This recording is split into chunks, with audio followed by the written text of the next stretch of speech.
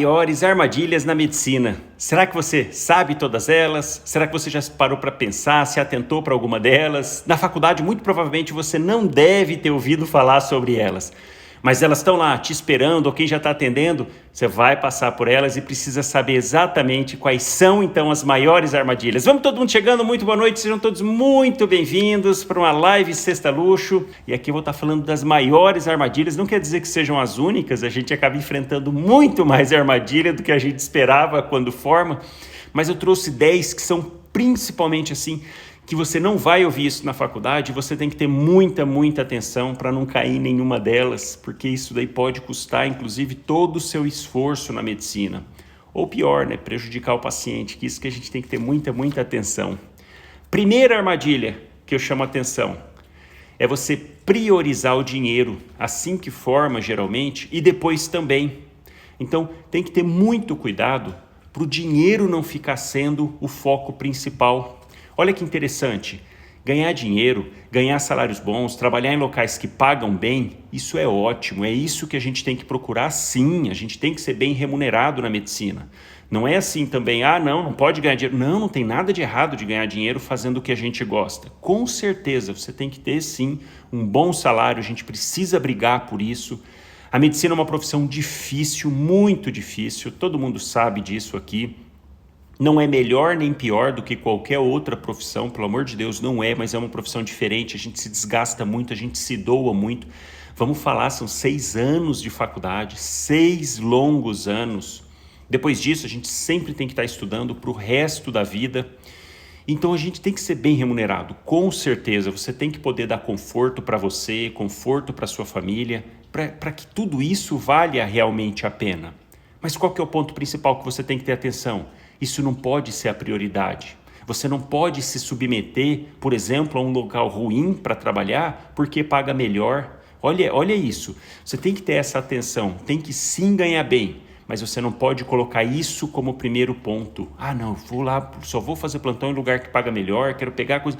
Mas não tem estrutura nenhuma, um volume de paciente absurdo que tinha que ter 2, 3, 4 colegas, só pagam um médico para economizar, então pagam mais. Vou pegar lá.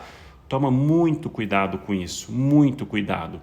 Se você estiver fazendo com amor, com gosto, realmente, atendendo bem, você vai se sobressair e não precisar aceitar lugares ruins para poder receber mais. Não! Se você tiver competência para atender legal, para atender bacana seus pacientes, para resolver bem o problema deles, consequentemente você vai ganhar mais, você vai se destacar, vai conseguir melhores locais que pagam melhor. Então você não precisa se submeter a locais ruins, por exemplo, exclusivamente por conta do pagamento, do salário, do dinheiro em si. Tem que ter muita atenção com isso e não deixar com que isso vire uma prioridade. E aquela coisa também, a medicina ainda é um dos cursos em que, pós formar, você consegue receber um salário acima da média. Não estou falando mais em ficar rico, igual era antigamente, que, muitos médicos, antes dos anos 2000, ficavam ricos mesmo, de construir patrimônio, fazenda, enfim. Principalmente aqui em Mato Grosso do Sul, muito médico das antigas, fazendeiro. Isso não tem mais, isso é realidade, não se fica rico mais com a medicina. Agora, com certeza recebe ainda melhor do que a grande maioria das outras profissões. Então, mesmo recém-formado, consegue ter um salário acima da média, isso é um fato. Não estou falando que é fácil, não estou falando que vai sair, não, mas você vai ganhar acima da média. Só que isso não pode ser a prioridade, você não pode ficar focado só no dinheiro. Não, você tem que ficar focado em fazer com gosto, fazer com amor, fazer uma medicina linda, bem feita, atendendo bem os pacientes, que consequentemente você vai ganhar mais. Então esse é o primeiro ponto. Segundo ponto que eu destaco de armadilha para você não cair é subestimar a equipe, se achar acima da equipe que está no local do seu atendimento. Isso é uma coisa que geralmente acontece quando a gente acaba de formar, porque a gente sai naquele ímpeto, naquela coisa, sabe? E acaba Algumas vezes não é também, isso não é frequente, não vamos generalizar não, porque a grande maioria, graças a Deus, as pessoas saem com uma cabeça boa, com uma conduta boa, mas tem ainda alguns que acabam saindo, chega num local para atender, poxa, trata mal a equipe, acha que é acima do enfermeiro, do técnico de enfermagem, do fisioterapeuta. Não faça isso. Nós não estamos ali acima de ninguém, de jeito nenhum. A gente não consegue fazer nada sozinho. A gente não consegue atender paciente, oferecer o melhor atendimento sozinho. Não existe isso. Na área da saúde, na medicina, a gente precisa da equipe, o paciente precisa da equipe. E a gente está ali não para falar que é melhor ou pior que alguém, não é isso não. A gente está ali para, junto com a equipe, oferecer e fornecer o melhor atendimento para o paciente.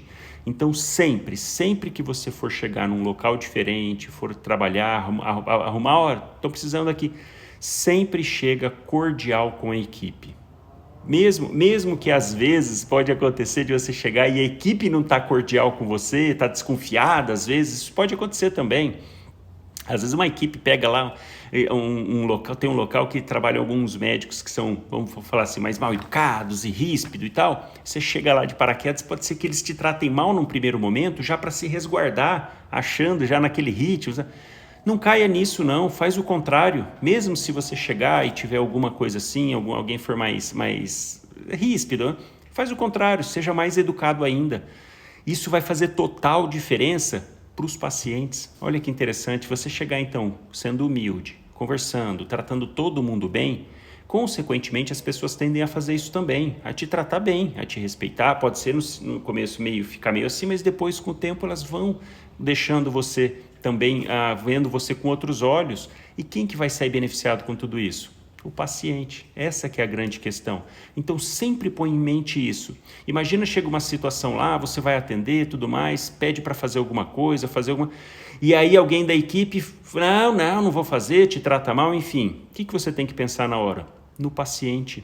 Olha uma situação que aconteceu comigo, logo depois de formar, uns 2 anos depois de formado, cheguei num local, já até contei essa história aqui, cheguei num local para atender, eu novo, recém-formado, tinha 24 anos, 25, 24 acho. Estava lá atendendo, chegou um paciente com uma retenção urinária. E aí eu vi, examinei e tudo mais, pedi para passar uma sonda, paciente com HPB, hiperplasia prostática benigna. Trancou, estava urinando. Fiz uma prescrição, olha, sonda vesical de alívio para o paciente, uma sonda vesical, uma sonda de Foley.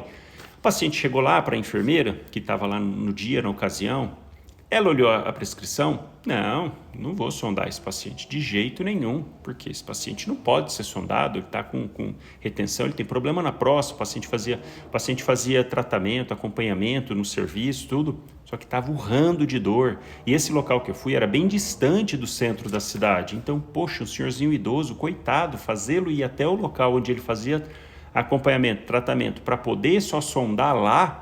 Imagina, quem já passou por alguma situação de retenção urinária, alguma infecção urinária, sabe o tanto de dor que dá, uma dor tremenda no pé da barriga, assim, na região hipogástrica, é muita dor. E tanto que, poxa, você pega o paciente daqueles bronco mesmo, daqueles pacientes, sabe, que aguenta, tolera bastante, caramba, o cara chega desesperado de dor sem urinar. E aí, ela... assim, enfim, eu estava novo lá, acho que ela achou, acabou de chegar aqui, quer ficar... Enfim, não sei o que passou na cabeça dela, dessa enfermeira, e pegou e falou isso, falou, olha, não vou passar. O paciente voltou, doutor, a enfermeira falou que não vai passar, que não pode. O que eu fiz? Não fui lá discutir com ela, não fui lá, porque eu poderia ir lá, falar, olha, por que você está aqui a prescrição, enfim. O que eu fiz? Não, vamos lá na sala de procedimento, eu vou passar a sonda. Fui lá, passei a sonda. Então essa é a questão. Aí depois ela ficou meio assim, né? Fui, passei, deu certo, resolveu o problema do paciente, aliviou para o paciente. Veio o técnico de enfermagem me ajudar, falei isso para ele, falou, olha, coitado, o paciente estava com muita dor. Olha, resolvemos o problema da dor. Agora sim, eu vou encaminhar ele lá para o hospital que ele faz acompanhamento. E aí lá o médico dele, o urologista, vai ver se vai precisar fazer algo a mais ou não. Mas olha essa situação, não precisa ir lá brigar, bater boca. Pelo amor de Deus, pensa no paciente, ela veio, vou até confessar, claro, na hora que ela veio e falou, falei, poxa, fiquei, sabe, falei, caramba, como assim não vai passar sonda? Enfim, mas para não criar problema e nada, e não ia resolver nada para o paciente. Se eu vou lá brigar e falar, ela vai falar, não vou fazer, e aí? O paciente ia ficar do mesmo jeito, então pronto, vamos resolver. Fui lá e passei a sonda. Depois ela até viu que realmente estava equivocada, mas é isso que você tem que fazer, chegar no local, não se achar mais do que a equipe, tratar todo mundo com respeito, e mesmo que eles, por algum motivo, ou alguém da equipe não te trate bem, faz sempre o contrário, sempre tratar melhor ainda. A pessoa foi mais ríspida, você trata melhor ainda. Que a pessoa vai cedendo, vai vendo. Às vezes fazer isso para te testar, principalmente quem é recém-formado, né? Chega lá, já é para testar, para ver se você não vai ficar com soberba, vamos assim dizer.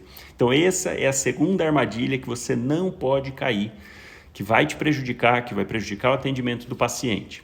A terceira armadilha também está relacionada com a equipe. E agora é o contrário, é você ser omisso. É você não assumir a posição que deve como coordenador ali da equipe. Quando a gente chega para atender, quando a gente está numa emergência, quando a gente está no próprio ambulatório, nós médicos, em relação às condutas médicas, a gente tem que assumir essa posição de comando sim. Chega uma PCR, você tem que assumir essa função que é coordenar esse momento, que é para isso que a gente estuda, é para isso que a gente está preparado. E é isso que a legislação respalda o médico. Então, as ações ali, por exemplo, numa PCR, quem tem que coordenar é o médico. E você não pode ser omisso, chegar lá, não, mas eu fico acanhado, com vergonha, fico meio assim de pedir para fazer tal coisa, E principalmente, estou dando o exemplo de PCR, que é aquela emergência máxima, que se você não assume esse comando, se você não assume essa posição de maestro ali, durante esse procedimento, o paciente vai ser prejudicado.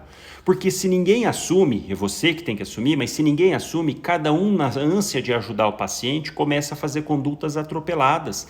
E a gente sabe, por exemplo, que nessas emergências, assim como atender um politraumatizado, assim como um paciente com taquiarritmia, paciente com uma síndrome coronariana aguda, uma PCR, você tem que coordenar porque tem passos para seguir, tem passo a passo que deve ser feito numa determinada sequência. Então, se cada um começa a querer fazer alguma coisa, perde a sequência, perde aquele alinhamento do atendimento. Quem sai prejudicado com isso? O paciente. Então, uma coisa que já me mandam aqui, que eu já vi, mas eu tenho vergonha, minha voz não sai direito, eu fico tímido. Não tem que pensar isso na hora. É uma emergência, o paciente está precisando de você, a vida dele está ali na sua mão. Então não é o foco em você, não é se você é tímido, isso não importa. O que importa? O paciente ser bem atendido. E quando você desvia esse foco para o paciente, tira de você, eu sou tímido, não importa se você é tímido, não importa se sua voz não sai direito. Sua função ali é coordenar, é ser o maestro de forma cordial, de forma educada, tem que ser firme, a gente precisa, por exemplo, numa PCR, você tem que dar comandos claros, firme, faz isso, faz aquilo, faz adrenalina agora, prepara para mim o desfibrilador, checa o pulso, você tem que dar esses comandos sem ser ríspido, sem agredir ninguém, então se respeitando a equipe, mas assumindo a sua posição. Porque tudo o que acontece ali, naquele momento, a responsabilidade cai em cima do médico. Então, tudo que der de errado ali, é o médico que vai responder legalmente falando. Por isso que você tem que assumir essa postura. É por isso que você tem que ficar olhando na hora que está fazendo massagem cardíaca, que você está fazendo da maneira adequada. Porque se fraturar a costela, apesar que isso faz parte do procedimento, mas acontece, se fraturar a costela ou se não for eficiente aquela ressuscitação e o paciente não voltar, podem questionar você. Olha um exemplo, quando eu vou operar em algum hospital diferente, geralmente a gente acaba indo nos hospitais que tem costume. Por quê? Porque quando eu vou operar no lugar diferente, o que eu faço? Toda a parte do atendimento ao paciente, desde a hora da chegada dele na mesa cirúrgica até sair, eu fico olhando tudo o que está acontecendo.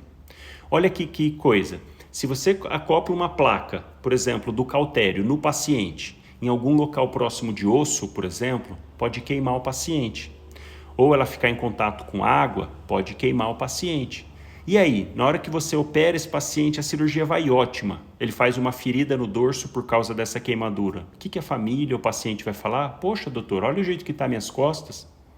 É isso, vão em cima de você. Então, esse procedimento de colocar a placa lá feito pelo técnico, alguém da sala, quando eu estou num hospital que eu costumo operar menos, eu fico olhando, porque é uma responsabilidade nossa.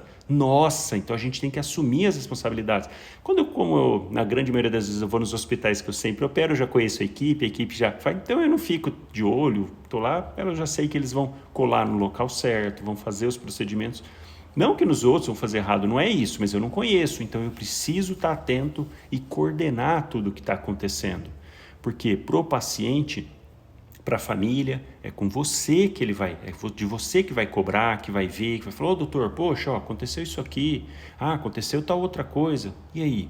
Então você tem que ter o comando disso tudo e saber fazer essa parte, saber ser o maestro, faz parte da nossa formação, porque é dessa forma que o paciente vai ser beneficiado. Se começa a ter atendimento, tudo de qualquer jeito, cada um ultrapassando em cima do outro, aí não vai dar, porque o atendimento não vai ficar legal. E eu falo muito sobre isso, principalmente em PCR. Na PCR, você tem que pensar numa orquestra. Cada um toca um instrumento e você é o maestro. Para quê? Para determinar. Quando a gente vê o maestro, né, você tende a pensar, fala, não é possível, né? O maestro ali, por exemplo, numa orquestra, é o que é melhor remunerado. E é o nome daquela orquestra, é o maestro. Todo mundo vai por causa do maestro. Por que isso? Você fica pensando, não é possível, o cara lá com aquele trocinho fazendo assim, você tá de brincadeira comigo.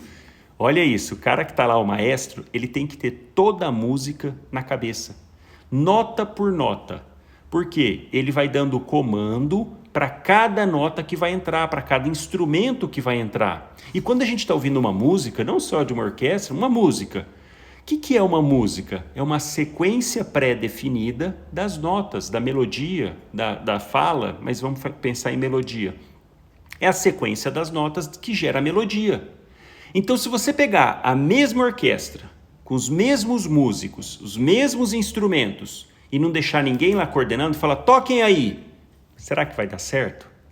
Não vai. Porque cada um vai entrar, o cara do trompete vai entrar num momento, o cara do violino no outro, o piano no outro, vai virar uma bagunça até ruim de ouvir. Você fala, caramba, será que é a mesma orquestra?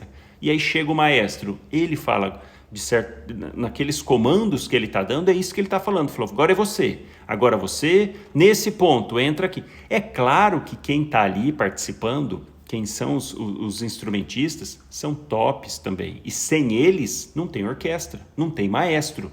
E cada um deles domina muito bem o que está fazendo. Essa é a questão. É por isso que você tem que ter consciência que você é o maestro e não subestimar também a equipe. Porque cada um sabe sim, só que você precisa falar qual momento cada um vai entrar. Então agora você faz adrenalina, você marca o tempo para mim, você fazendo massagem, afundando o tórax 5 centímetros, 30 incursões, vamos ventilar 2 enquanto não está entubado. Olha como que você vai coordenando e cada um vai desempenhando muito bem o papel deles. Então não é para você se achar acima, de jeito nenhum. Você está coordenando, cada um ali tem o seu papel importantíssimo. Mas você também, você não pode se achar acima e nem ficar por baixo e nem ficar omisso. Porque aí senão a música não vai tocar, não vai ter melodia. E quem que sai prejudicado com isso? O paciente. Então, essas duas armadilhas você tem que ter muita atenção. Não se achar acima da equipe, mas também não ficar omisso, porque é a sua responsabilidade ali diante do paciente, tá legal? As próximas 3 armadilhas são 3 armadilhas relacionadas com o paciente, que resumidamente é você subestimar o paciente. Olha que loucura isso. E acontece, infelizmente. Você subestima o paciente. De certa forma, inconscientemente, você se acha acima do paciente. Então, nós médicos temos que ter muita atenção com isso, muita. Porque a gente realmente tem um conhecimento técnico ali da situação, das patologias, a gente estuda para isso, a gente se dedica para isso, a gente dedica uma vida inteira para poder atender bem o paciente. Mas você não pode perder justamente o paciente do foco. Porque a gente fica com aquela ânsia, com aquela coisa de realmente fazer a conduta certa. A gente fica sempre com isso. Mas às vezes a conduta certa não é a que o paciente quer. Você já parou para pensar nisso? Você já pensou nisso, nessa loucura? De você ficar pensando, bitolado, a gente estuda, se prepara, faz tudo pelo paciente, sem dúvida alguma, pelas patologias, mas às vezes a gente acaba extrapolando isso e querendo tratar a qualquer custo a patologia e esquece o paciente. Puxa, não pode acontecer isso. Não pode de jeito nenhum. Então essas próximas 3 armadilhas estão relacionadas com isso, de você não subestimar o paciente. Como? Primeira coisa, não escutar o paciente. Não escutar o paciente. A anamnese é um dos pontos fundamentais para a vida do médico, para a gente começar qualquer atendimento, para a gente pensar em qualquer patologia, para começar um raciocínio clínico, você precisa ouvir o paciente, pelo amor de Deus. Se o paciente não fala, você perde esse primeiro passo. Tudo bem, naqueles casos de paciente acamado, de criança, bebê, que não tem como expressar, você vai ouvir um familiar, você vai ouvir a mãe do bebê, vai ouvir, enfim. Você não pode perder isso jamais. Não perde essa armadilha de não ouvir o paciente, não pode. Você tem que prestar atenção, tem que ouvir realmente o que o paciente está te falando. Baseado nisso é que você vai seguir a conduta.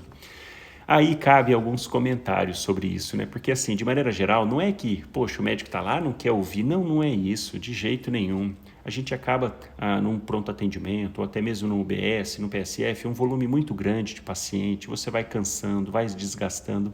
Tem muitos pacientes, isso acontece, infelizmente, não infelizmente, mas é que é comum, o paciente acaba indo lá por conta de uma carência do sistema, por conta de uma carência familiar, social, financeira, por vários motivos. E aí ele chega lá, quer conversar, quer contar a vida, quer falar. Então, sabe, aí você vai dia após dia vendo isso, você acaba já bloqueando. Às vezes o paciente chega um pouco mais prolixo, tem que tomar muito cuidado para você, não, mais um desses, já sei que não é nada. Não pode, tem que ouvir. E cabe a nós, claro, ir direcionando a conversa. Esse que é o grande ponto, porque tem paciente que chega, doutor, nossa senhora, eu lembro quando eu tinha uns 5 anos de idade, o paciente tem 70. Quando eu tinha uns 5 anos de idade, nossa senhora, eu caí de uma árvore uma vez. Caramba, doutor. Aí você começa a ouvir aquilo, você, puxa vida, o que será que ele está tendo então? Será que ficou com alguma sequela?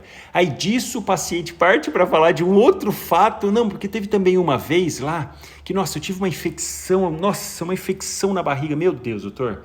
Fiquei que não melhorava 1 ano tendo diarreia.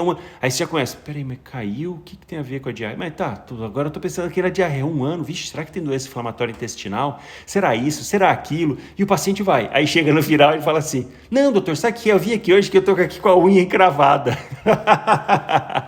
Você fica louco, você fala, poxa vida, eu aqui fiquei 20 minutos ouvindo, pensando, tentando formular um raciocínio clínico e ele me vem com uma unha encravada no final.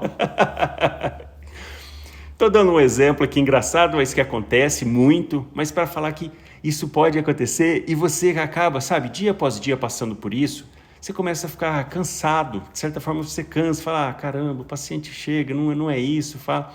E aí a tendência é você querer ouvir menos, para se desgastar menos, naturalmente. A gente fica ali, tem um monte de gente para atender, tem pacientes que chegam em emergência, e olha uma coisa que loucura também, num pronto atendimento, 80% dos atendimentos não são propriamente dito de emergência.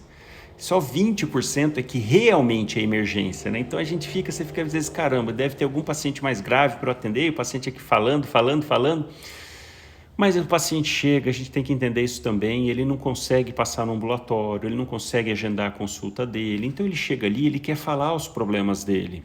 E às vezes é numa emergência, que não é o local para isso, mas é a única possibilidade que ele tem. Então às vezes ele tem um problema de dor crônica na barriga que ele quer falar, ele tem um problema de dor crônica na coluna, que ele também quer uma solução para isso, mas aí naquele dia ele está com uma IVAS. Mas ele acaba falando das outras coisas, porque ele precisa desse atendimento das outras coisas. É que o local não é o adequado, se está numa emergência cheia de gente, a gente precisa priorizar realmente as emergências, tem tudo isso.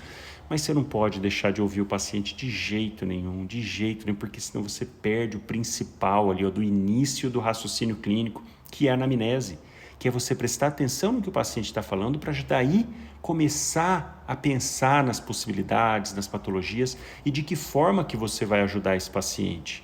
Então, deixa eu não me perder aqui, número 4 é você não ouvir o paciente, não caia nessa armadilha. Número 5 é você subestimar a queixa do paciente. Doutor, tô com uma dor aqui e tal. Nem deve estar doendo tanto assim não, porque se tivesse doendo, ele não estaria tranquilo assim. Não subestima e principalmente aqui, vamos falar um pedido especial, não subestimar a dor do paciente. A dor é um dos sentimentos que é aquela coisa de 8 ou 80. Por quê? Dor é um sinal de alerta para o organismo. E a dor é subjetiva. Subjetiva. Tem pacientes que toleram muito bem dor, tem pacientes que não toleram dor, tem pacientes que são sofridos. Por exemplo, paciente oncológico, puxa vida, tem paciente oncológico que começa a chegar a um ponto que ele não tolera nem um acesso venoso, vai pegar um acesso, porque é um paciente sofrido que não aguenta mais tomar agulhada, furada, fazer cirurgia, tomar anestesia, injeção, enfim, é um paciente que já vem por um processo que ele fica com uma hiperalgesia. Ele não suporta, não tolera mais essa, vamos falar assim, agressão. Ele sabe que é para o bem dele, que a gente faz pelo bem, quer melhorar, da maior qualidade de vida, mas o paciente cansa disso, ele cansa. Então, não pode subestimar a dor. E tem pacientes que têm dor direto, por algum motivo, alguma coisa, alguma dor crônica, que ele já chega no pronto atendimento, ele não chega mais naquele desespero de uma dor aguda. Porque na dor aguda é aquele paciente que não tem nada e vem aquela dor súbita. Puxa, a grande maioria, vai procurar um pronto atendimento, chega lá chorando, agitado, ruim, porque ele não está acostumado. Agora, aquele paciente que tem dor crônica, ele chega às vezes, está tranquilo, relativamente tranquilo. Nossa, doutor, estou com uma dor absurda. E aí ele fala dessa forma, você fica olhando e fala, caramba, será que está mesmo? Não faça isso jamais. Não subestima a dor do paciente. Não subestima os sintomas do paciente. Primeiro, tem que ouvir o paciente. Segundo, acreditar no que ele está falando. A gente precisa sempre acreditar e sempre tendendo a mais. Por exemplo, chega uma dor no peito. Nossa, estou com uma dor no peito, está aqui ó, apertando o meu peito, caramba, irradiando para o braço e tal. E aí você vê, por exemplo, um paciente que tem histórico lá de voltar naquele pronto atendimento toda semana com essa dor no peito. Vou exagerar aqui. Mas é um paciente que fica ansioso, agitado, fica aquela angústia, ele vai lá porque é dor no peito que ele acha que está infartando. Tem síndrome do pânico, por exemplo. Tem muito paciente com isso, com síndrome do pânico, que vai direto em pronto atendimento que está infartando. Tem muito, já atendi muito isso. Não subestima. Chegou a dor no peito, está com característica típica, eletro. Ah não, doutor, mas ele fez semana passada porque estava com dor no peito. Tudo bem, mas ele está aqui agora na minha frente falando que está com dor no peito. Então eu preciso acreditar nessa característica e eu quero que faça um eletro agora. Faz o pedido do eletro. Então não subestime os sintomas do paciente, tá? Tem que ter muita atenção com isso para não deixar, porque numa dessa o paciente pode. Aí entra também aquela historinha do lobo que ia pegar as ovelhas, né? Essa historinha também é interessante, que a gente tem que esquecer, deletar da nossa cabeça.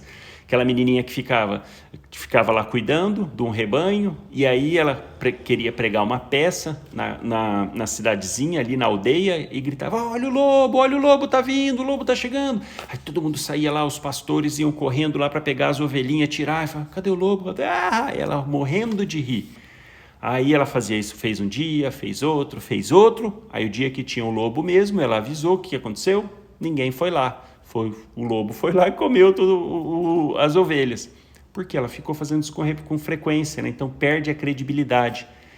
A hora que a gente está atendendo o paciente, a gente não pode pensar nessa historinha. Você olha lá no histórico do paciente, não, ele vem aqui toda semana porque fala que está com dor no peito. Você pode até falar isso para o paciente. Falar, olha, uma hora o senhor vai chegar aqui e não vão valorizar, porque toda semana está vindo falando com essa mesma queixa. Estou exagerando um pouco, mas para você ter esse pensamento. Você não pode pensar assim, eu não posso. Chegou, vem toda semana, mas faz o eletro, porque pode ser algo mais grave. E a gente não pode deixar passar. Imagina, ele foi lá 100 vezes, fez 100 eletros que não precisava porque era síndrome do pânico. Quer dizer que esse paciente não pode infartar? Claro que pode. Imagina se ele infarta justo no seu dia, chega lá com a dor no peito e você manda ele embora. E aí, o paciente morre em casa. O que vão falar? Falou, vixe, doutor, mas ele não passou lá com o senhor? Vai adiantar você falar assim? Não, mas ele vinha toda semana aqui. Vai adiantar o seguinte, ele foi lá, estava com dor no peito e estava infartando, ponto. Então, quando você estiver lá de frente, pegar hoje com computador ou com ficha, você consegue ver atendimentos prévios, né? Não faça pré-julgamento do paciente, não faça.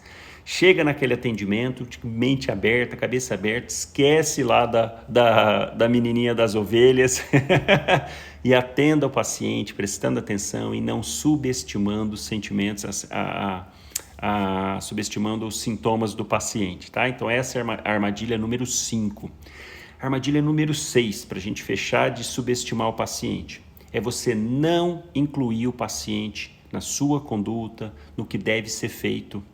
A gente tem essa tendência, nós médicos, de certa forma, impor o tratamento. A gente tem essa tendência de pegar, como a gente que estuda, a gente que sabe, isso é verdade. Nós é que estamos preparados, estudando, tudo para poder atender e oferecer o melhor tratamento. Mas isso não quer dizer que a gente pode impor para o paciente isso. Não pode. A gente precisa dividir com o paciente a conduta. E quando são coisas mais simples, chegou uma pneumonia, o que você tem que fazer? Sua obrigação, explicar para o paciente o que ele tem e o que você propõe para ele de tratamento. O que é muito comum? Faz a receita, toma aqui a receita, tchau. Não explicou, não falou o que tinha, não falou por que ele está tomando aquelas medicações ou vai tomar aquelas medicações. Poxa, você vai lá, prescreve um antibiótico que pode deixar com gosto ruim na boca, que pode dar diarreia, que pode dar desconforto gástrico e você não explica nada. Você acha que o paciente vai realmente tomar? Chega lá uma senhorinha com infecção urinária, você passa nitrofurantoína para ela, que é uma das excelentes opções aí para cistite. E aí, o paciente começa a tomar, tem que tomar de 6 em 6 horas, que é chato já a posologia.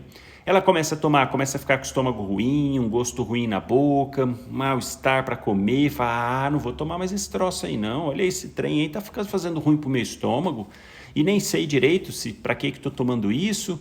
Ela no segundo ou terceiro dia para de tomar. A culpa foi da paciente, realmente? De certa forma sim, a gente também não pode excluir a paciente das obrigações que ela tem, com certeza. Mas será que a maior culpa não foi sua de não ter explicado? Então tem que parar, tem que explicar para o paciente o porquê, por que é aquela conduta, por que o paciente tem. Sem dúvida alguma a gente precisa fazer isso e não subestimar. Não, eu sei o que é melhor para o paciente, toma aqui essa receita e segue isso aqui. Não, está errado. Você tem que explicar, falar. Se o paciente não quiser, é uma opção que ele tem. Você pode, por exemplo, nesse mesmo caso que eu falei da nitrofurantoína, você pode falar para o paciente, olha, esse remédio é o ideal para isso. Só que ele dá dor no estômago, ele tem que ser tomado de 6 em 6 horas, ele é meio chatinho e às vezes a paciente já toma vários outros remédios.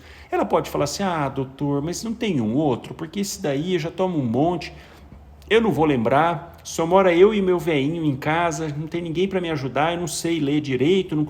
Olha que interessante, poxa, tem uma opção que chama fosfomicina.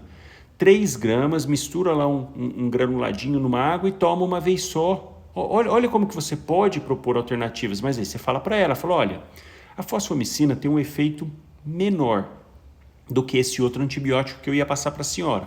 Mas vamos tentar? A senhora toma primeiro esse e daqui 48 horas ou 5, 7 dias a senhora retorna para me falar se melhorou. Porque se melhorou, ótimo, resolvemos o problema. Se não melhorou, aí não tem jeito, a senhora vai ter que tomar esse outro. Enfim, eu escrevo, faço uma lua para a senhora, um solzinho. Olha como que muda, olha que diferença, né? De você simplesmente, toma aqui a receita, eu sei o que é melhor para você, toma aqui. Ou então você compartilhar com o paciente isso e deixar com que o paciente escolha. Essa é a grande questão. E principalmente quando são condutas mais sérias, mais graves, que o paciente está consciente, orientado, você precisa incluir o paciente na decisão. A gente não pode sair impondo condutas. Não é essa a função, não existe mais isso. Isso acontecia muito antes, acontecia em outras épocas da medicina. O médico impunha o tratamento, o paciente não queria. Então o senhor pode procurar outro médico, porque eu falei para o senhor que tem que fazer isso. O senhor não quer? Procura outro médico, não sou mais seu médico. Caramba, hoje não cabe isso mais, de jeito nenhum. Vamos lembrar que a conduta que a gente dá é no corpo do paciente, é o paciente que vai sofrer as consequências. Então, de certa forma, para a gente, é tranquilo, vamos pensar assim, exagerar, que você passa um tratamento, o paciente não aceitar, o problema é dele. Não, vamos conversar, vamos mostrar para o paciente. E ainda assim, se mesmo depois de mostrar como que é o tratamento, o que acontece se não tratar, com tudo isso, mesmo assim, se o paciente optar por não tratar, é uma escolha que ele tem o direito de fazer. Teve um paciente recente, eu até coloquei esse caso no grupo do Telegram. Teve um paciente de 59 anos, eu atendi em 2019, 2020, 2019, não me lembro agora. Ele chegou um tumor de reto baixo, um tumor grande, volumoso de reto baixo, estava com muita dor para evacuar, sangramento, hematoquesia. E aí eu falei para ele, olha, o senhor vai fazer rádio e quimioterapia, né, um adjuvante, vai terminar esse tratamento, o senhor vai voltar para a gente conversar sobre cirurgia, porque esse caso tem que operar. É um adenocarcinoma, provavelmente não vai ter resposta completa, tudo mais, né? Enfim, o paciente fez a neoadjuvância e voltou. Ele voltou, dei o prazo do fim do término do tratamento, reexaminei, tinha uma lesão residual lá no reto, tinha respondido muito, o paciente estava assintomático, melhorou, ele, puxa, doutor do céu, melhorei muito, estou tranquilo aqui, ó, caramba. Olhei, você me falou, olha, tá muito bom, melhorou bem, realmente respondeu muito bem, só que agora a gente precisa tratar, precisa operar. Como o tumor é muito próximo do ânus, a cirurgia que tem que ser proposta chama cirurgia de Miles, amputação abdômeno-perineal de reto. Tira todo o reto, tira o ânus e fica com colostomia definitiva para o resto da vida. E aí ele falou assim, não, doutor, eu não tolero nem a possibilidade de pensar em colostomia, de jeito nenhum, não quero, não vou, não quero.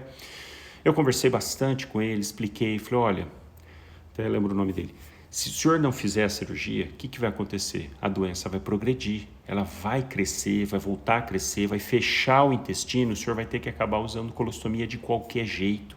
Porque a hora que ela trancar, o senhor vai para a colostomia e olha o detalhe, o senhor além de ficar com a colostomia, provavelmente não vai dar para ficar livre da doença. Porque ou ela vai ter espalhado, ou ela vai ter crescido tanto ali na região do períneo, do ânus, que vai estar invadindo tudo, não vai ter como tirar mais a doença. Então, além de ficar com a colostomia, o senhor vai estar com a doença, olha que tragédia, que coisa triste, vai estar com dor, não vai conseguir sentar, sangramento, perdendo fezes. Ele, doutor, não sei. Para resumir, eu marquei 3 retornos para ele, em coisa assim de 15 dias, para eu ir conversando com ele, para ele ir aceitando a ideia. Falei, não, tudo bem, então o senhor pensa, vou pedir o risco cirúrgico aqui, para o senhor fazer essa avaliação cardiológica, o senhor volta, a gente conversa de novo. Ele foi fazer o risco, voltou, não quero, não tolero, conversei de novo, expliquei tudo de novo com ele, 1 hora de consulta, explicando e falando as mesmas coisas, e falando para ele, seu M, vou falar de M, que o nome dele é com M, seu M, se o senhor não operar agora, o senhor vai ficar com colostomia depois e, infelizmente, sem cura, qualidade de vida terrível, porque às vezes o senhor pode estar pensando assim, mas aí eu morro logo e pronto. Não, esse é o problema, não morre logo, vai sofrer muito antes de morrer. Enfim, ele não aceitou, aí voltou numa 3ª vez, eu falei para ele de novo, toda a mesma história, mesma coisa aqui, ó, mesmo. Ele não aceitou, em resumo, não aceitou. Mas olha que bacana, isso assim que vale a pena a gente refletir, pensar sobre isso. Nessa última consulta ele voltou e falou assim, doutor, eu voltei para essa consulta aqui, não voltei para operar. Eu sei que o senhor vai me falar tudo de novo, eu sei. E eu falei, eu vou falar mesmo. Ele, não, eu sei. Eu falei, não, mas eu faço questão, o senhor veio na consulta, eu vou falar tudo de novo. Ele, não, tudo bem. Aí eu falei tudo de novo, aí ele falou, então, eu não vim aqui para ainda com alguma possibilidade de me convencer a operar. Não, eu não vou operar, eu não quero. Eu vim em respeito ao senhor, porque eu sei que o senhor está querendo fazer o melhor para mim. Olha isso. Eu sei e por respeito eu vim e eu quero também fazer um pedido, que o senhor não deixe de ser o meu médico. Olha a diferença de você chegar, impor um tratamento, impor uma cirurgia mutilante, que infelizmente é o que tem para ser feito nesse tipo de caso, para trazer cura para o paciente, que aí a gente poderia discutir outros pontos, né, que você mudar o ponto de vista também, porque é importante você ficar vivo e sem doença, mas enfim. Mas olha que legal, né? Eu poderia ter imposto, o paciente falou que não, eu falei, então, pode procurar outro médico, não vou te atender mais. Não, pelo amor de Deus, é no corpo dele, a nossa obrigação é orientar, explicar e falar para ele das consequências, tanto de aceitar o tratamento quanto de não aceitar. Mas quem decide, a decisão é do paciente, a gente precisa respeitar isso e precisa incluir o paciente nisso. Não é chegar impondo nada, é mostrar e o paciente participar da conduta. É claro que nós médicos temos nossa obrigação ética, de saber o que está falando, de saber o conteúdo, de poder orientar e mostrar para o paciente o que a medicina fala para aquela situação. Mas se o paciente não aceitar, tudo bem. Resumindo, ele voltou há poucos meses agora, começou a ter dor de novo, sangramento, não estava conseguindo sentar, com incontinência fecal, perdendo fezes, coitado. Olha que situação ruim. E mais, do tumor no local cresceu um monte, fiz ressonância, metástase hepática.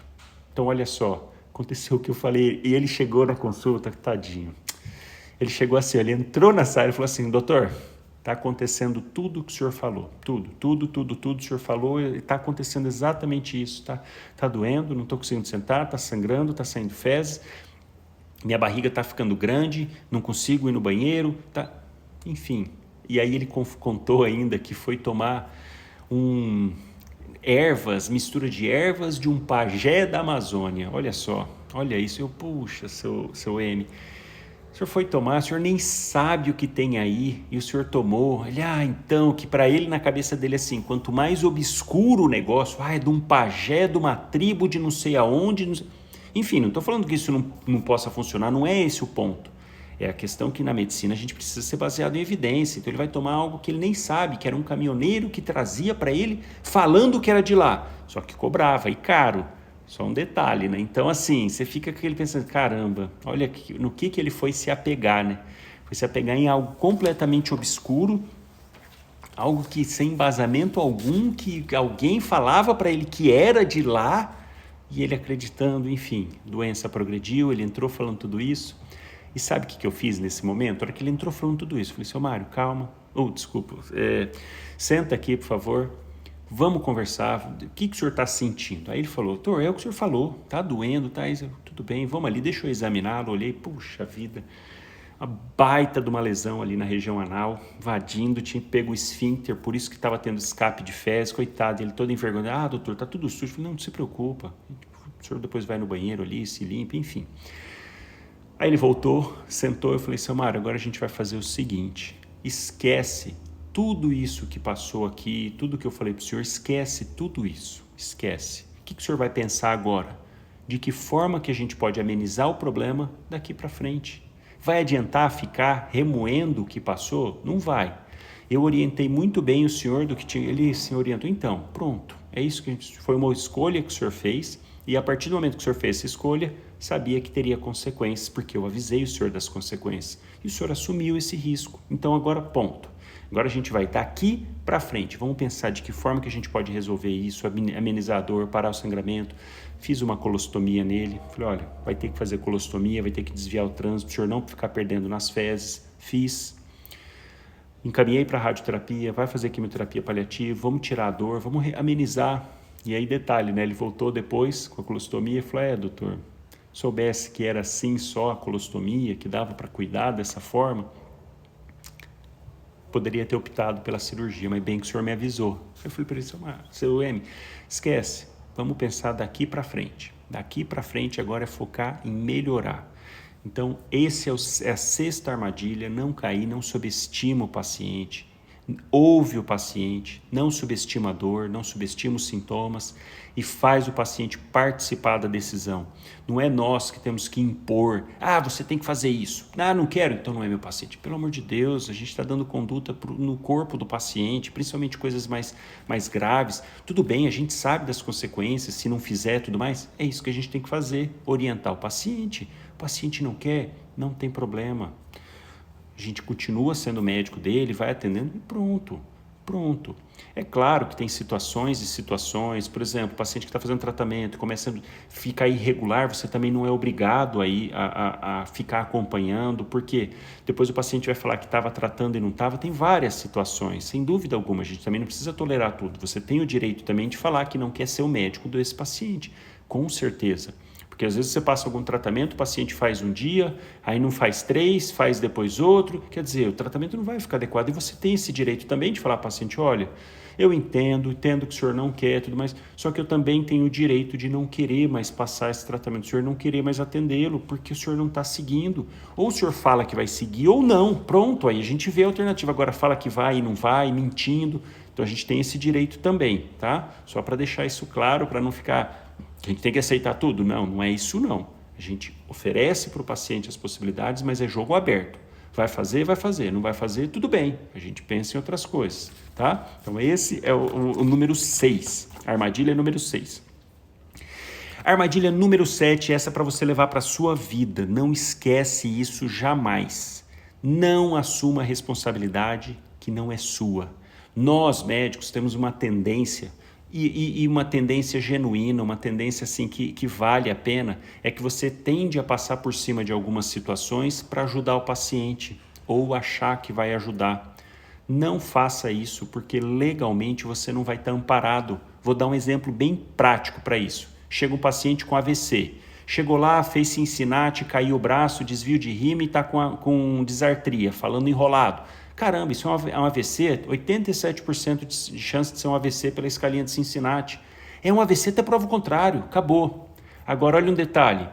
A grande maioria dos AVCs são isquêmicos, quase 90%, 87% é isquêmico, 13% é hemorrágico. Ah, então se a maioria é isquêmico, como ele está aqui com hemiplegia, com queda de braço e coisa, não foi crise convulsiva, não foi alteração de pupila, não foi nada que pense em AVE hemorrágico, em AVC hemorrágico, como ele está com sintomas de AVC isquêmico e eu não tenho tomografia aqui, eu vou fazer fibrinolítico para ele. Ele chegou na janela terapêutica com menos de 4 horas e meia, faz 2 horas do início do sintoma. Caramba, vou fazer o... Poxa, William, não comenta aqui, eu falei sem querer o nome do paciente, desculpa. Não era nem para ter falado, mas eu falei só o primeiro nome, mas esquece, Chega lá o AVC, você fala e fica, não, é um isquêmico, vou fazer fibrinolítico para esse paciente. Você faz o fibrinolítico, era um hemorrágico, o paciente morre depois. E aí? Como é que fica? Não, mas poxa, porque eu não tenho tomografia, ele ia perder a janela terapêutica de 4 horas e meia, não ia dar tempo dele fazer uma tomografia para depois fazer o fibrinolítico, ele ia perder essa chance. Infelizmente ia. Não assuma responsabilidades do problema do sistema, você transferindo para você. Não faz isso, é um problema do sistema, é um problema ali do local, não tem tomografia, está quebrado, o sistema não consegue caminhar. Isso é um problema do sistema, gente, tudo bem que a gente quer ajudar, mas não pode expor o paciente e você a uma situação que você falta alguma coisa para você definir. De jeito nenhum. Qual que é a sua função nesse momento? Caramba, é AVC, preciso de uma tomografia em 45 minutos, 40 minutos. A gente sabe que isso a tomografia não, isso é de laudo, né? Tomografia e laudo, mas enfim, pelo protocolo do ACLS. Não tem?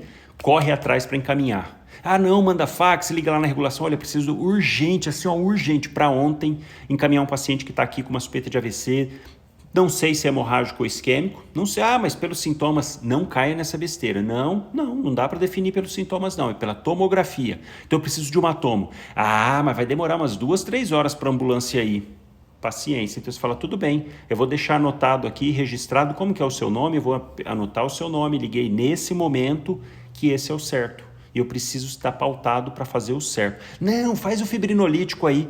De jeito nenhum. Sem tomografia? Não. Ah, mas ele vai perder a janela. Aí o problema é do sistema. Ninguém vai questionar você por isso.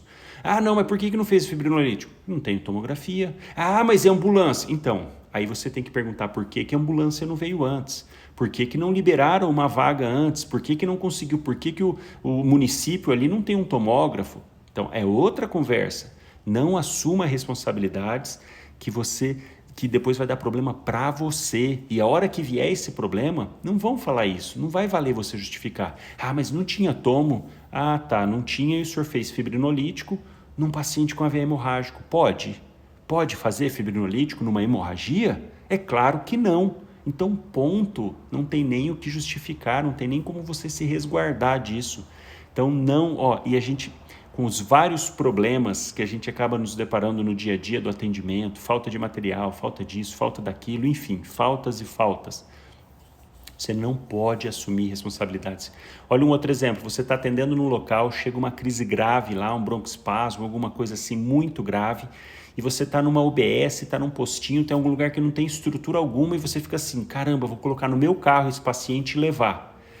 Sendo que o certo era você colocar lá, dar o mínimo de assistência possível e chamar o SAMU para ir buscar com ambulância. E aí, você põe no seu carro, sai, o paciente morre no meio do caminho. O que você vai fazer? Olha que louco, isso você está lá tentando ajudar e assumir uma responsabilidade que não é sua. Então, certo. Ou então você está lá com o paciente, esperando vaga no hospital e não liberam a vaga, não liberam. Você põe no seu carro e leva lá. Não pode fazer esse tipo de coisa. E olha, e é tudo pelo paciente, sem dúvida alguma, genuíno aí, você querendo ajudar, querendo fazer o melhor para o paciente, sem dúvida alguma.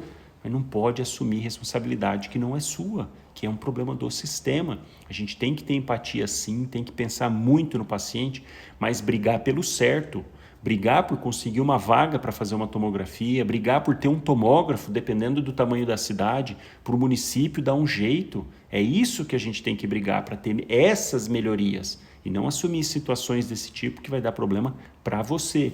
E olha aqui, ó, uma outra situação que aconteceu, um colega, vou falar que é um colega aqui, atendeu uma paciente, um baita de um bócio grande cervical. Essa paciente tentando operar, tentando ser encaminhada pelo sistema para operar, até que um colega assumiu para operar essa paciente. E aí estava demorando para fazer risco cirúrgico.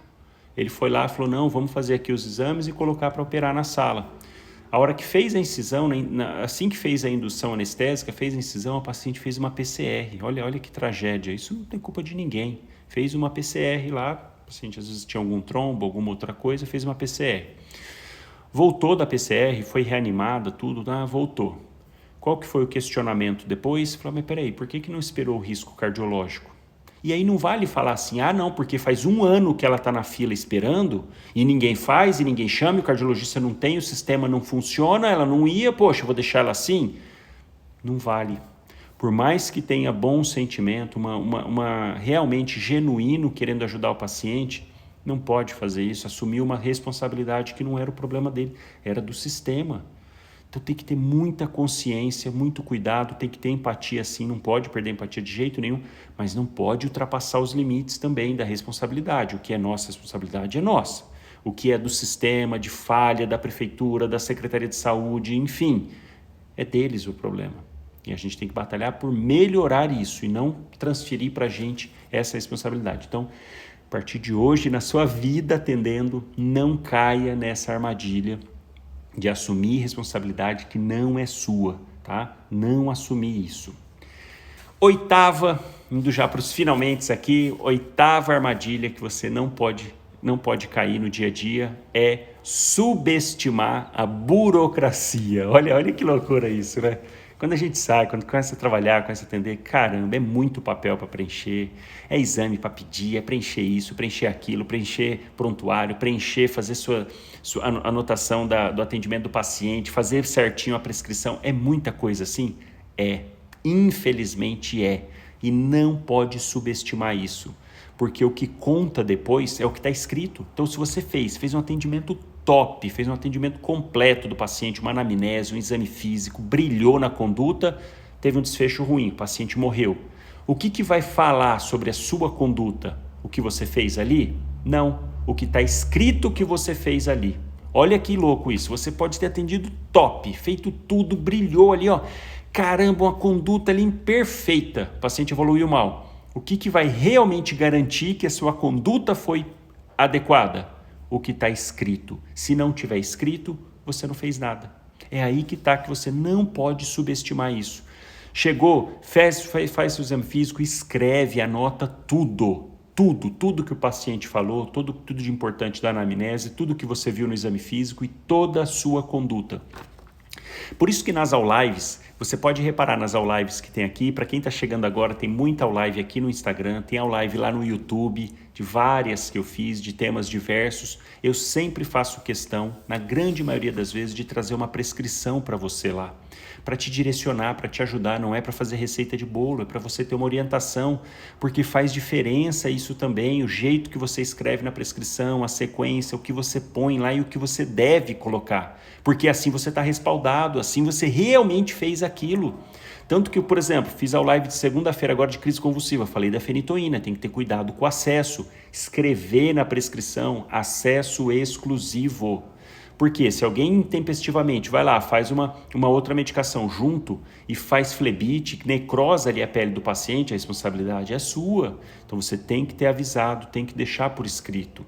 Porque se você não deixa escrito e alguém vai lá e faz a medicação e necrosa, podem questionar, falar, peraí, você falou que era para fazer acesso exclusivo? Eu falei. Aonde que está escrito isso? Ah, então, doutor, eu falei só lá na hora. Você falando para o juiz isso. Não, falei só lá na hora. Não falou, não está escrito aqui, você não falou. Então, anotem, escrevam tudo. Olha uma outra coisa sobre isso, de não negligenciar a burocracia, pelo amor de Deus, escrever tudo. Uma outra coisa que eu vi aqui, ó. Família de um jogador de futebol famoso da Argentina, não vou falar nomes aqui, não sei, um jogador famoso lá da Argentina que morreu, família está processando o neuro, porque deu alta a pedido. Então você leva isso para a sua vida também, jamais dê alta a pedido para o paciente. Jamais. Tem um vídeo bem antigo aqui, do comecinho das lives, que quando eu comecei, acho que em janeiro do ano passado, eu fiz um feed falando justamente sobre alta a pedido. Quem tiver curiosidade, vai lá, corre o IGTV lá no comecinho, os primeiros ainda. Eu falei sobre isso. Não dê alta a pedido. Não existe alta a pedido. Por quê? A hora que você atende o seu paciente, nós é que temos o conhecimento técnico, não é o paciente. Ah, mas eu não quero, eu quero ir embora. Não, o senhor tem todo o direito de ir embora. Então me dá uma alta a pedido. Não. O senhor tem todo o direito de ir embora, mas eu não coaduno com isso. Eu não sou a favor do senhor ir embora, então não posso dar alta, porque a partir do momento que eu dei alta, mesmo a pedido que eu estou dando alta e eu não dei alta para o senhor. Então, o senhor pode levantar, pode ir embora sem dúvida alguma. Aqui eu falo isso para os pacientes. Quando eventualmente tem alguma dessa, eu falo, olha, aqui é um hospital, aqui não é um presídio, aqui não é algo que vai prender o senhor tem que estar aqui porque o senhor quer estar aqui. E nós aqui, a nossa função é querer o melhor para o senhor. E o melhor para o senhor nesse momento é ficar aqui no hospital, não é ir para casa. Em casa eu não sei se o senhor vai evoluir bem, então não posso dar alta. Não, mas eu assino o que precisar. Não, o senhor não precisa assinar nada. O senhor simplesmente pode pegar e ir embora. O senhor pode pegar e sair. Mas eu vou sem receita, sem nada? Infelizmente o senhor vai, porque eu não posso dar uma receita de coisa que eu não concordo. O tratamento do senhor é intra-hospitalar, não é para casa, então não posso fazer uma receita para casa, eu não estou dando alta para o senhor. Mas como assim? Eu tenho que sair com uma receita? Não, o senhor tem que assumir as responsabilidades que o senhor está querendo. E isso se o paciente estiver plenamente consciente e orientado. Claro, o paciente está agitado, desorientado, pelo amor de Deus, aí é outra história, né? Você tem que conter o paciente, mas é outra conversa. Paciente consciente e orientado, o senhor quer ir embora? Então o senhor assuma as consequências. Não, mas eu exijo uma receita. Não tem receita. Não tem, o senhor não está de alta, eu não estou dando alta para o senhor. O senhor vai evadir-se do hospital. Evadiu-se do hospital. O senhor foi embora por vontade própria. Ninguém vai amarrar o senhor, ninguém vai... está proibido de ir embora. Pelo amor de Deus, isso aqui é um hospital. As pessoas que estão aqui no hospital, elas querem ser ajudadas. O senhor não quer. Então o senhor tem todo o direito de não querer ir embora, mas não vai com receita nenhuma minha. O senhor pode pegar, levantar e vai embora. E tudo o que acontecer, do momento que o senhor sair da porta para frente, a responsabilidade é do senhor. Inclusive, faz questão de chamar um familiar nessa situação. Chama um familiar, fala junto para o familiar isso. Qualquer coisa que acontecer com o seu marido, com o seu pai, com o seu filho, a responsabilidade é dele, infelizmente. Doutor, mas e aí? É uma opção que ele tem, é uma escolha. Eu já orientei, falei, você repete tudo de novo. Ele está com isso, ele está com tal doença, está com isso. Agora, é ele que precisa se cuidar, é ele que precisa querer ser cuidado. Então eu estou aqui para isso, a equipe está aqui para isso, a enfermagem está todo mundo querendo ajudá-lo, mas ele precisa querer se ajudar. Isso às vezes acontece com um paciente com abstinência de bebida, de cigarro, mas abstinência não é entrar em delírio, que aí você precisa conter. Paciente só com abstinência, quer sair para fumar, fica doido. Eu quero ir embora, eu assino qualquer coisa, o senhor pode sair. Mas o senhor está evadindo. Aí o paciente vai embora, você vai e anota, coloca o nome da familiar, escreve, paciente evadiu-se, coloca alguém de testemunha da equipe, chama a enfermeira-chefe para estar junto, para assinar junto, fala, olha, eu orientei o paciente sobre os riscos disso, e que a responsabilidade é dele, ele está consciente, orientado, assumiu os riscos ao ao evadir-se do hospital. Mesmo a contragosto da equipe, mesmo eu não dando alta, e falando sobre os riscos que o paciente tem. Porque você dá alta a pedido, o paciente vai embora e morre, que é a primeira coisa que a família vai falar. Mas será que ele tinha condições de entender realmente o problema que ele estava tendo?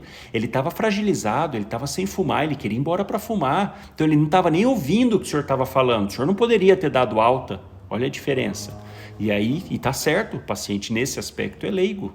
Mesmo você falando, pode falar assim, ele estava fragilizado. E o paciente está mesmo, né? Imagina você ficar no hospital, fora de casa, o povo te furando e isso e aquilo, enfim, tudo aquela coisa do mal necessário que é um hospital, sem dúvida alguma, né? Tá lá para ajudar, mas que, poxa, acaba, né, dando um certo sofrimento de estar longe de casa, de estar com uma comida diferente, dormindo com pessoas diferentes, toda aquela dinâmica do hospital. Enfim, isso é um outro assunto, mas não faça alta pedido, tá? Não faz, porque isso vai dar problema.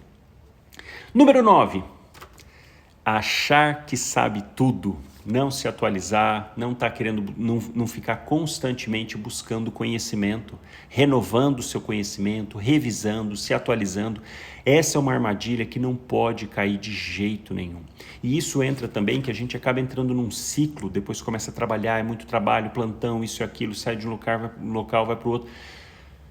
Infelizmente, nós fizemos uma escolha e a escolha da medicina é estudar o resto da vida. Por quê? Porque a gente serve para servir ao paciente. Nossa função é oferecer o melhor tratamento para o paciente. E a gente sabe que na medicina, o que é melhor tratamento hoje, daqui 10 anos, 20 anos, pode não ser, pode ser outro. Vamos dar um exemplo aqui, clássico. Tratamento de asma. Durante 30 anos, qual que era o tratamento base de asma? Inalação, fazer beta-2 agonista, o famoso Berotec e Atrovent, era esse o tratamento padrão para paciente com asma. 30 anos tratando assim. E hoje? Hoje a gente sabe que está errado. Se você só passa beta-2 agonista para o paciente, você piora futuramente a condição dele. Tem que passar corticoide inalatório. Então olha que louco, 30 anos aí tratando, se você faz isso ainda hoje, de passar só Berotec, só fenoterol para o paciente, ou o Aerolin também, um dos dois, mas eu passo a bombinha, estamos em pandemia, eu passo bombinha, tô top. Tá com corticoide junto? Não, então tá errado.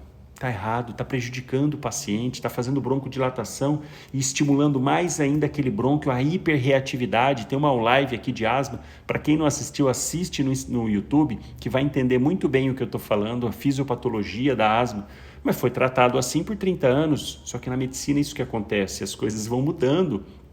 O ciclo das coisas é normal, graças a Deus, as coisas vão melhorando, vai se entendendo melhor as doenças, as patologias, surgindo novas classes de medicações, novas condutas.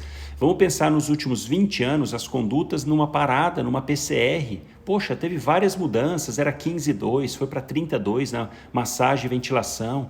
Tinha uma época que tinha uma sequência de drogas para fazer, amiodarona, lidocaína, sulfato de magnésio, tinha uma sequência, caramba, era confuso. Depois foi só para amiodarona. Agora, amiodarona ou lidocaína. É assim mesmo, a medicina é assim. E a partir do momento que você entrou para fazer o curso de medicina, você está aceitando essa condição.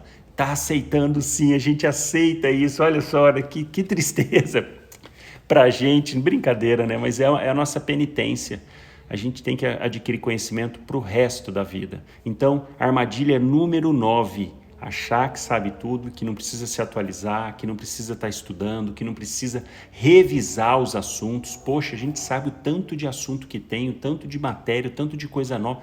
A gente precisa se atualizar com certeza e constantemente. É que a forma também de se atualizar, aí caberia uma outra discussão aqui, que, poxa, você chega cansado num plantão, você vai sentar para ler um livro. Caramba, quem que consegue? Você pegar um capítulo lá, acabei de falar de asma, puxa, eu vou revisar asma. Vou pegar lá do Jornal Brasileiro, da Sociedade Brasileira de Pneumologia, 2020, tem um paper deles, vou atualizar aqui, caramba, você está no segundo parágrafo, você está meio babando, já dormindo, cansado. Por quê? Porque a forma com que é passado é cansativa, muitas das vezes não é prática, vai desgastando, enfim, mas isso é uma outra conversa, né? Se você conseguir, por exemplo, vem revisar aqui, assiste ao live, que aí te falo já o ponto que você precisa para conhecer aquele determinado assunto, mas não pode achar que você vai estudar só durante a faculdade e pronto, vai colher frutos a vida inteira. Não. Penitência do médico é ter que estar constantemente estudando. E é uma escolha que a gente fez e tem que gostar disso. Mas assim, não digo nem gostar, tem que aceitar isso. Porque falar também que a gente gosta de estar estudando do que estar fazendo uma coisa legal, assistindo um filme, ficando com a família, não, mas é uma opção. Então, como a gente fez essa escolha, tem que tirar esses alguns momentos para você estar se atualizando e revisando os principais assuntos. E aí eu entro na 10ª maior armadilha de todas, que acabam englobando todas as outras 9. Você não está preparado para atender da melhor maneira o seu paciente. Essa, sem dúvida alguma, é a principal armadilha que você não pode correr esse risco. Para você estar lá atendendo, seja numa emergência, no UBS, no PSF, tem que estar preparado, tem que saber os principais assuntos, os principais temas, as principais condutas e saber, principalmente aquelas condutas principais, saber ali na hora, não dá tempo de consultar o amigo, não dá tempo de falar no WhatsApp, não dá tempo de chamar o colega do plantão, às vezes o colega não tem colega no plantão, ele não foi, às vezes é de madrugada, você não consegue ninguém no WhatsApp, tem que estar preparado.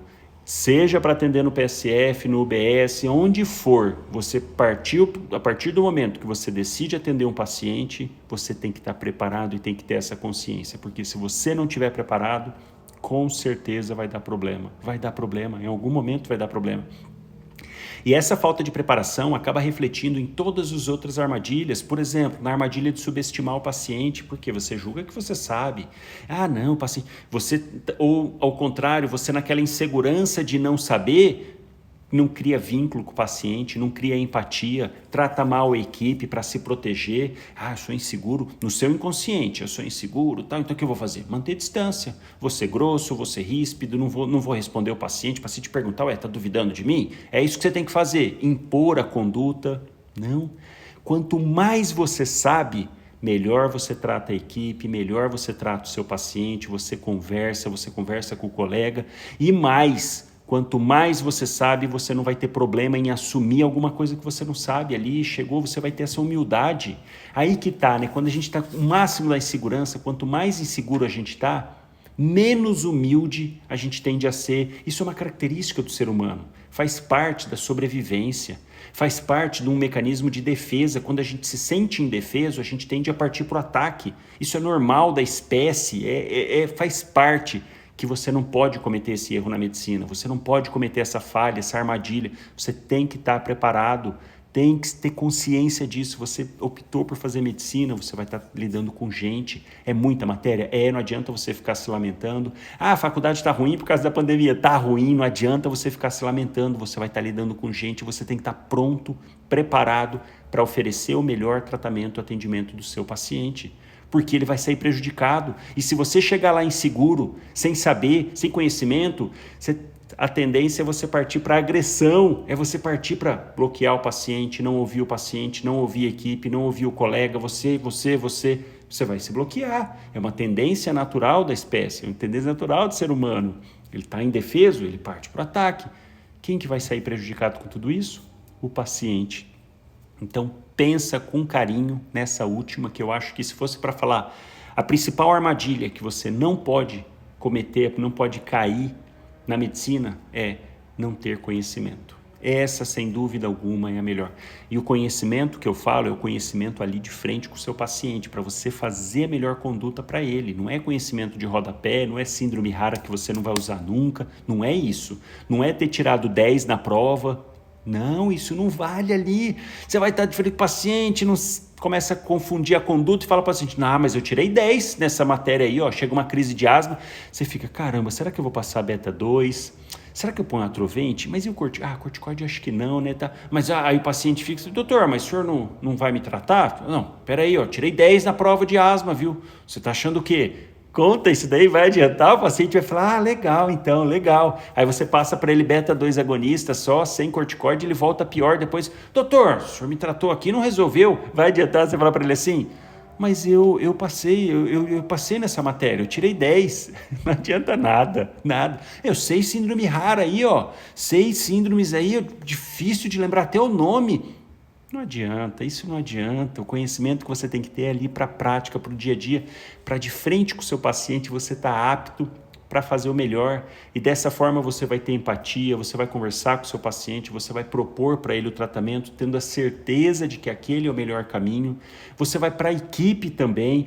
Mas a equipe me tratou ríspido. Num primeiro momento, a hora que eles começarem a ver que você trata bem o paciente, que você sabe o que está falando, sabe o que está fazendo e colocando a melhor solução para o paciente, não tem equipe que não vai se render a isso no bom sentido. Vão olhar para você com outros olhos. E aí eu volto lá na primeira armadilha, que é do dinheiro. Esse vai ser consequência, porque você vai saber o que está fazendo, atendendo bem, atendendo a equipe, brilhando no atendimento. E aí o dinheiro vai ser consequência e vai ser muito bem remunerado por isso. Essa que é a grande ponto, a grande armadilha para fechar todas as 10 para você levar para a sua vida.